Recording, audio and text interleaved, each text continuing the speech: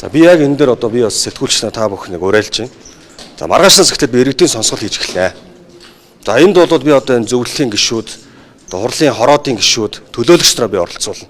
За энэ бол мега төслүүдийг иргэд юу гэж үзэж байгаа юм бэ гэдгийг нэг талдаа.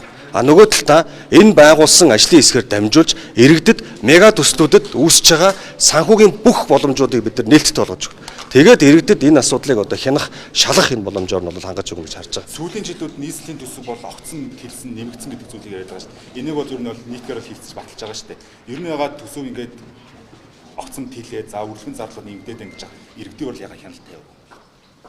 Харин мэдээлэлээр хангаж өгөх хэрэгтэй гэж хэлж шүү дээ. Мэдээлэлээр хангаж өгөх хэрэгтэй. Бид энэ дээр хяналт тавьж ажиллаж байгаа.